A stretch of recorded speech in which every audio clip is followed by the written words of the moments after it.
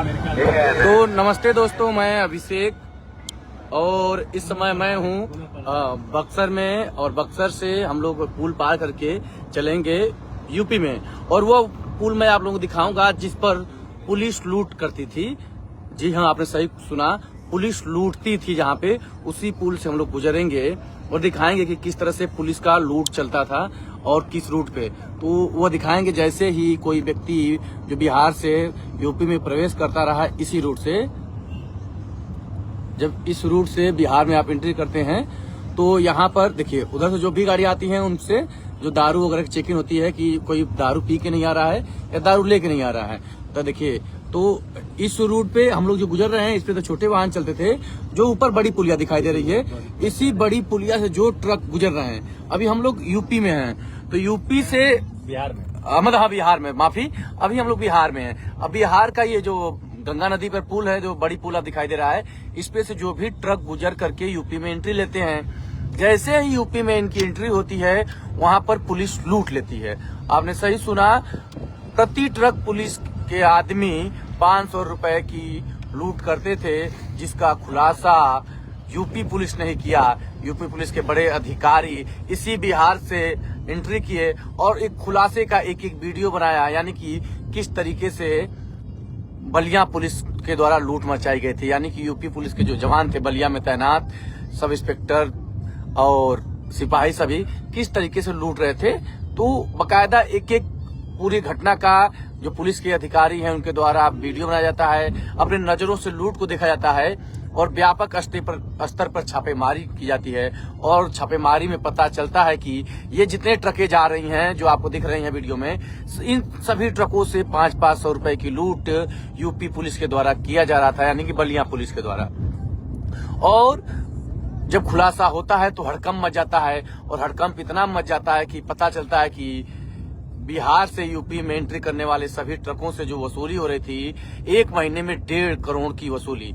यानी कि जो नरही थाना की पुलिस थी वह ट्रकों से मात्र 1.5 करोड़ रुपए की वसूली करती थी, बाकी वसूली तो छोड़ दीजिए। और उसके बाद से स्थिति है कि जो नरही का थानाध्यक्ष पन्ने लाल है वो अभी तक फरार है और पुलिस ढूंढ रही है। यानी कि पुलिस अपने थानाध्यक्ष को ढूंढ रही है, लुटेरे थानाध्यक्ष को। जो लुटेरा चौकी इंचार्ज था राजेश प्रभाकर, वो प्रभाकर तो गिरफ्तार है, वो सलाखों के पीछे जा चुका है। जो वसूली गैंग का मुख्य सरगना था, यानी कि जो अपने यहीं पर आगे पुलिस चौकी है वहीं पर उसकी तैनाती थी, उसके बाद से यहाँ के क्षेत्रीय यानी कि सीओ तो सर्कल अफसर तक पूरे जाल था। और जब जाल का खुलासा हुआ तो एएसपी का तबादला हुआ, लेकिन सीओ, थानाध्यक्ष, चौकी इंचार्ज सहित 5 पुलिसकर्मियों को सस्पेंड कर दिया गया, जिसमें 4 गिरफ्तार। देखिए यही आपको दिखाता हूँ, यही पुलिस चौकी है, ये पुलिस चौकी यहीं पे वसूली होता था। ये वसूली का जो पॉइंट था यही था, इसी चेक पोस्ट पर देखिए बलिया पुलिस है, इसी चेक पोस्ट पर बकायदा वसूलियां होती थी। यहाँ पर ट्रक गुजरे और यहाँ से ये गोलंबर जो है, ये गोलंबर आपको दिखाई देगा, ये बलिया में गोलंबर है और इसी गोलंबर पर पूरी वसूली का अड्डा था। भरौली गोलंबर पर छापेमारी हुई, छापेमारी में 16 दलाल पकड़े गए और बाकी 25 मोटरसाइकिल पुलिसकर्मी थे।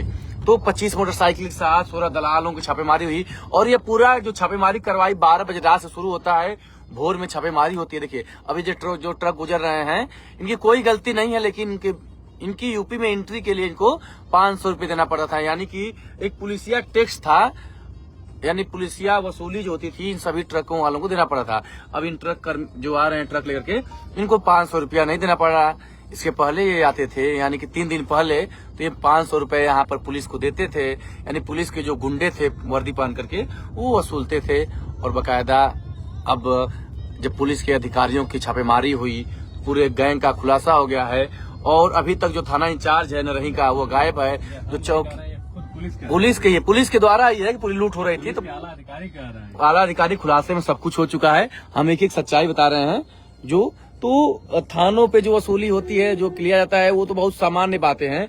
यह इतनी बड़ी खुलेआम जो लूट के खुलासा हुई, और यह खुलासा करने का काम भी यूपी पुलिस ने किया। सबसे बड़ी बात है, किसी विभाग का कोई टीम नहीं की, न कोई स्पेशल टीम की, पुलिस ने ही खुद अपने विभाग की वसूली का खुलासा किया। तो कहीं न कहीं उत्तर प्रदेश पुलिस के अधिकारियों ने जो काम किया है वह पूरे भारतीय पुलिस या सभी पुलिस के लिए नजीर पेश किए कि वह अपने विभाग की बड़ी खुलासा किए। और आज चौकी इंचार्ज जेल में है, 2 कांस्टेबल जेल में हैं और जो थाना इंचार्ज है वो तो लापता है, मतलब फरार है।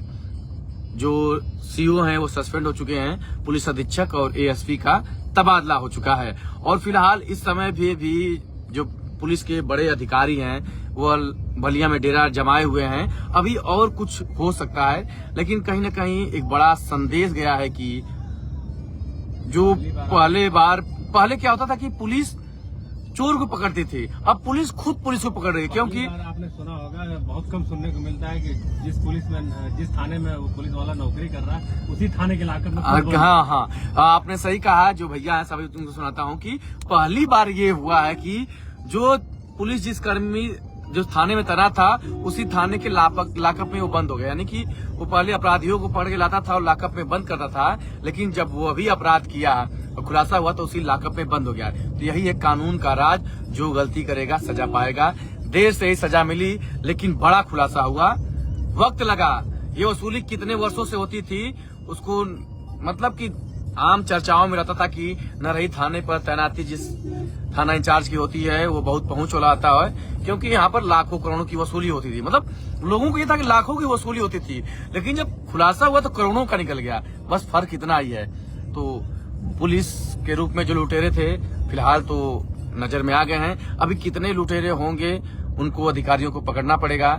फिलहाल राजेश प्रभाकर हल्दरपुर में एसएचओ राजी, जो हल्दरपुर में एसएचओ था, विधायक विजय राजभर के साथ बदतमीजी भी किया था, वही एसएचओ अपने कोई ईमानदार बनता था और न जाने कितना सिस्टम लगाता था कि जैसे बलिया में एंट्री हुई, बलिया में एंट्री करते ही स्पेशल चौकी मिल गया। तो राजेश प्रभाकर भी बहुत पहुंच वाला दरोगा था, लेकिन अब सलाखों के पीछे है क्योंकि उसके काले कारनामों का खुलासा हो गया है। तो मैं केवल आप लोगों को दिखाया कि बक्सर से यानी बिहार से यूपी में जैसे ही गाड़ियां आती थी तो किस तरह से वसूली होती थी, क्या लूट होता था।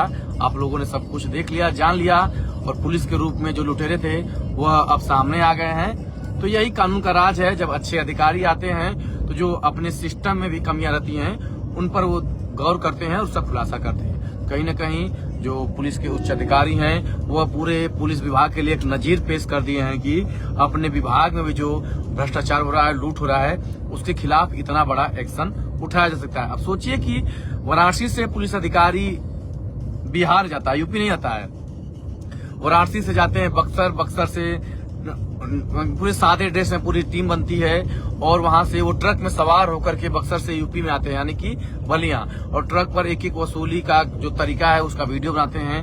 मतलब पूरी रात मेहनत करते हैं और भोर से हड़कंप मचता है और गिरफ्तारियां शुरू होती हैं। और गिरफ्तारियों का जो दौर चला, अभी तक चर्चाएं चल रही हैं। अब देखना यही होगा कि जो नरही थानाध्यक्ष था पन्ने लाल, जिसके खिलाफ एफआईआर दर्ज है।